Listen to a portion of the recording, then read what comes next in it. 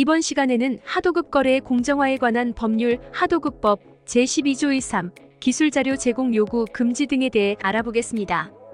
본격적으로 해당 조항을 살펴보기 전에 먼저 기술자료의 정의에 대해 알아보자. 하도급법 제2조 정의 제15항에서는 기술자료란 비밀로 관리되는 제조, 수리, 시공 또는 용역 수행 방법에 관한 자료, 그 밖의 영업활동에 유용하고 독립된 경제적 가치를 가지는 것으로서 대통령령으로 정하는 자료를 말한다라고 하면서 동법 시행령에서는 특허권, 실용신안권, 디자인권, 저작권 등의 지식재산권과 관련된 정보 그리고 시공 또는 제품 개발 등을 위한 연구자료, 연구개발보고서 등 수급사업자의 생산 영업활동에 기술적으로 유용하고 독립된 경제적 가치가 있는 정보라고 정하고 있다. 또한 기술자료 제공 요구, 유용행위 심사 지침의 3용어의 정의 부분에서는 기술자료를 가, 제조, 수리, 시공 또는 용역 수행 방법에 관한 정보, 자료나 특허권, 실용신안권, 디자인권, 저작권 등의 지식재산권과 관련된 기술정보, 자료로서 수급사업자의 기술개발, 생산, 영업활동에 기술적으로 유용하고 독립된 경제적 가치가 있는 것, 시공 프로세스 매뉴얼, 장비 재원, 설계 도면, 연구자료, 연구개발 보고서 등 과목 또는 목에 포함되지 않는 기타 사업자의 정보자료로서 수급사업자의 기술개발, 생산, 영업활동에 기술적으로 유용하고 독립된 경제적 가치가 있는 것이라고 설명하고 있다. 기술자료의 종류가 상당히 광범위하다고 생각할 수 있는데 기술자료 해당 여부를 판단함에 있어 두 가지만 기억하면 된다. 바로 경제적 유용성 그리고 비밀 관리성이다.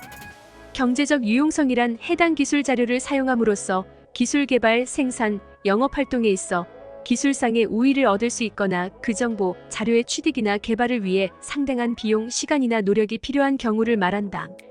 여기서 기술상의 우위란 완성 단계까지 요구되는 것이 아니며 시간, 비용의 절약, 노력의 감소를 포함하는 개념으로 생각해야 한다.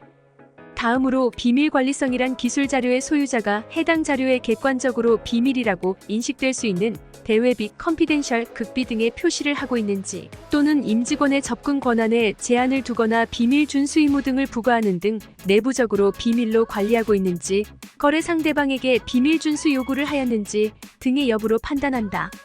그런데 여기에 한 가지 주의할 사항이 있는데 하도급법은 거래상 약자의 보호를 주된 목적으로 하는 법으로 기술자료 제공 요구, 유용행위 심사 지침에서는 수급사업자는 기본적으로 거래상 지위가 낮아 원사업자의 기술자료 요구에 대해 비밀관리 노력에 관한 사항을 명시적 또는 직접적으로 요구할 수 없고 원사업자에게 기술자료가 제공되면 제3자에게 노출될 가능성이 있음을 인지하더라도 이에 응할 수밖에 없다는 현실을 고려하여야 한다고 설명하고 있다.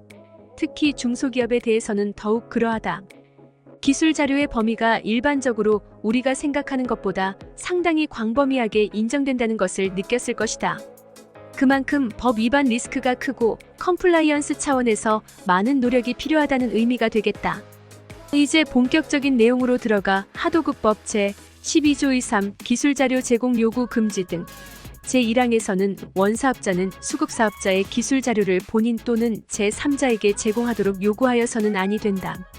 다만 원사업자가 정당한 사유를 입증한 경우에는 요구할 수 있다라고 규정하고 있다. 쉽게 설명해서 정당한 사유가 없는 경우에는 기술 자료를 요구하면 안 된다는 것이다.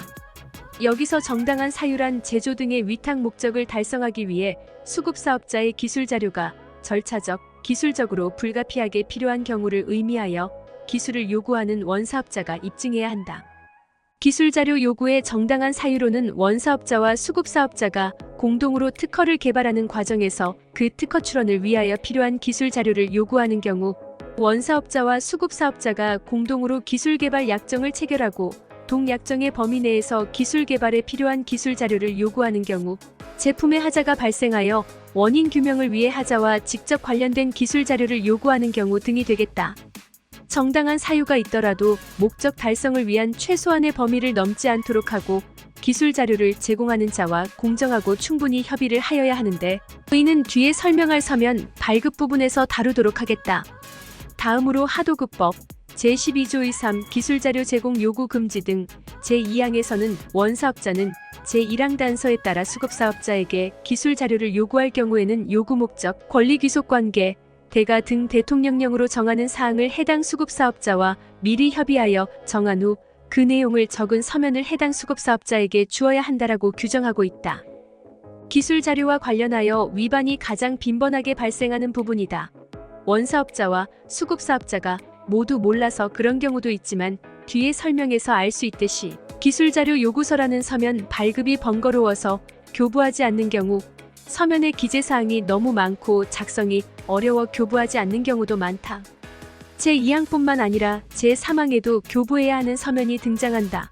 하도급법 제12조 1.3 기술자료 제공 요구 금지 등 제3항에서는 수급사업자가 원사업자에게 기술자료를 제공하는 경우 원사업자는 해당 기술자료를 제공받는 날까지 해당 기술자료의 범위, 기술자료를 제공받아 보유할 임직원의 명단, 비밀 유지 의무 및 목적 외 사용 금지, 위반 시 배상 등 대통령령으로 정하는 사항이 포함된 비밀 유지 계약을 수급사업자와 체결하여야 한다라고 정하고 있다.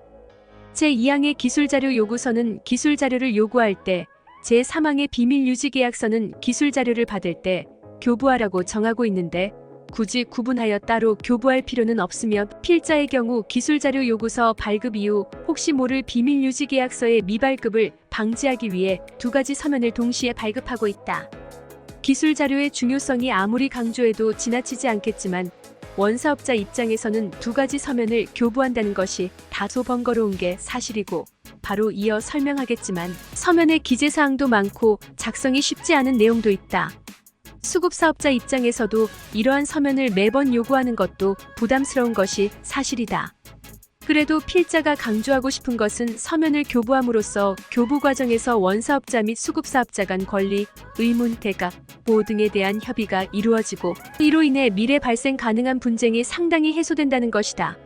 귀찮더라도 편안한 마음으로 프로젝트에 집중할 수 있도록 서면 발급에 소홀해서는 안 되겠다. 하도급법 시행령 제7조 2.3 기술자료 요구 시 서면 기재사항에서는 기술자료 요구서의 기재사항을 6가지로 정하고 있는데 기술자료 제공 요구 목적, 요구대상 기술자료와 관련된 권리 귀속관계, 요구대상 기술자료의 대가 및 대가의 지급 방법, 요구대상 기술자료의 명칭 및 범위, 요구일, 제공일 및 제공 방법, 그 밖에 원사업자의 기술자료 제공 요구가 정당함을 입증할 수 있는 사항이다. 시행령에서는 6가지로 구분하고 있지만 세부적으로 보자면 6가지보다 더 많다. 그리고 동법 시행령 제7조 2.4 비밀 유지 계약의 내용에서는 비밀 유지 계약서의 기재사항을 7가지로 정하고 있는데 기술자료의 명칭 및 범위, 기술자료의 사용기간, 기술자료를 제공받아 보유할 임직원의 명단, 기술자료의 비밀 유지 의무, 기술자료의 목적 외 사용 금지, 제4호 또는 제5호의 위반에 따른 배상 기술자료의 반환, 폐기 방법 및 일자이다. 기술자료의 명칭 및 범위는 공통 항목으로 기술자료 요구서와 비밀유지계약서의 기재사항을 합치면 총 12가지가 된다. 양이 적지 않기 때문에 업무량을 줄이고 실수를 방지하려면 2가지 서면의 발급에 있어 요령이 필요하다. 기술자료 서면 발급에 대해 필자가 실무에서 축적한 중요한 팁을 공개하겠다. 첫 번째, 요구가 예상되는 기술자료가 여러 가지일 경우 유사한 자료를 묶어서 하나의 서면으로 발급하는 것이, 그리고 너무 세부적으로 구분하지 않는 것이 서면 발급수를 줄이는 방법이다. 공정거래위원회에서는 모든 서면을 가능한 구체적으로 작성하라고 권장하고 있지만 필요 이상으로 세부적일 필요는 없다. 아주 쉽게 예를 들어 의자의 다리와 앉는 판의 연결부에 안정성 검토를 위해 관련 도면이 필요한 상황에서 서면을 발급할 때 기술자료 명칭을 1번 다리라고 할 경우 향후 3번 다리에 대한 자료 요구 서면을 다시 발급하여야 하는 것이다. 과도하지 않은 범위 내에서 요청 범위를 포괄적으로 잡는 것이 서면 발급을 여러 번 해야 하는 수고를 줄이는 방법이다. 두 번째, 기술자료의 대가에 대해 대가의 대상을 금전으로만 국한하여 상당히 부담을 느끼는 경우가 많은데 대가의 종류는 금전뿐만이 아니라 수의계약 협의 우선권 제공, 입찰 참여의 제공, 입찰 참여 자격을 충족할 경우 참여 기회 제공 등도 대가가 될 수 있다. 대가는 돈이라고 한정하여 생각하지 말자. 세 번째, 기술 자료의 사용기간의 경우 필요 이상으로 너무 길게 정할 필요는 없지만 법에서 정하는 기한이 없다. 사용기간을 너무 짧게 정해 비밀 유지 계약서를 다시 발급하는 일이 없도록 적절한 기간으로 정해야 하겠다. 필자는 최대 2년 정도의 기간으로 정한 적도 있다. 네 번째, 위반에 대한 배상의 경우. 대부분 어떻게 작성해야 할지 곤란해하는 경우가 많은데 어렵게 생각할 필요가 없다. 필자의 경우 하도급법에서 정하는 바에 따라 배상 등으로 기재한다. 마지막으로 작성이 가장 어려울 수 있는 기술자료 보유 임직원이다. 회사의 규모에 따라 어려움의 정도가 다를 수 있는데 대기업의 경우 특정 기술 자료를 공유해야 하는 관련 직원의 수가 수십에서 100명이 넘을 수도 있다.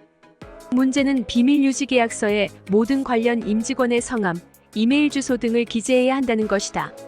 그리고 한 명이라도 변동될 경우 비밀 유지 계약서를 다시 발급해야 하는데 관련 임직원의 변동이 잦은 원사업자뿐만 아니라 비밀 유지 계약서에 서명을 하여야 하는 수급사업자에게도 여간 귀찮은 일이 아니다.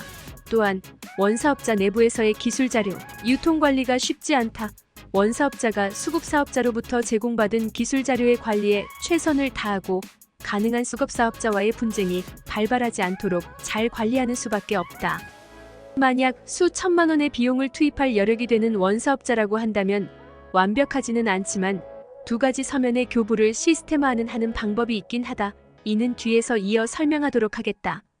다음 조항으로 돌아와 하도급법 제12조 2.3 기술자료 제공 요구 금지 등 제4항에서는 원사업자는 취득한 수급사업자의 기술자료에 관하여 부당하게 다음과 코이 어느 하나에 해당하는 행위를 하여서는 아니 된다라고 하면서 제1호 자기 또는 제3자를 위하여 사용하는 행위, 즉 유용금지, 제2호 제3자에게 제공하는 행위, 즉 유출금지를 의미한다.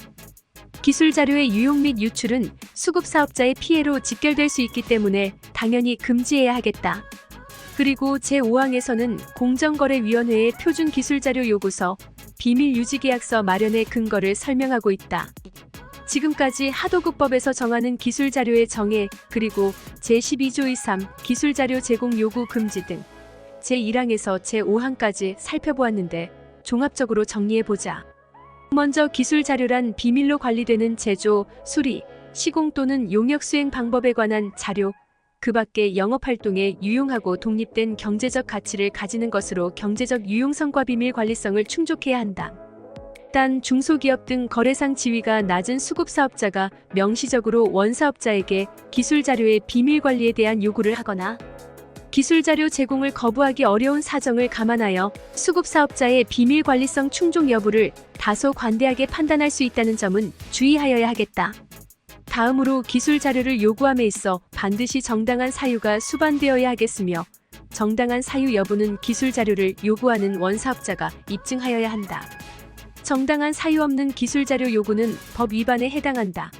그리고 기술자료를 요구할 때는 기술자료 요구서, 기술자료를 제공받을 때 비밀유지계약서 총 2가지의 서면을 발급하여야 하며 각 서면에는 6가지, 7가지의 기재사항이 있는데 반드시 모두 기재하여야 하겠다. 서면의 발급에서 3가지 법 위반이 발생할 수 있는데 서면 미발급, 불완전 발급, 지연 발급이 있다.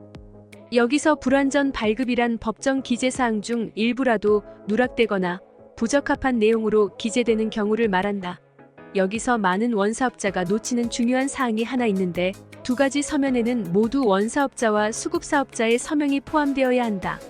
한쪽에 서명이라도 없을 경우 이는 서면 미발급에 해당하게 된다는 점 주의하여야 하겠다. 또한 당연한 사항이지만 제공받은 기술자료의 유용 또는 유출은 발생하여서는 안 되겠다. 최근 들어 컴플라이언스 측면에서 기술자료 요구서, 비밀유지계약서 등의 서면 발급을 시스템화하는 경우가 있는데 이는 별도로 다루도록 하겠다. 컴플라이언스 아카데미, 공정하고 투명한 사회에 기여합니다. 감사합니다.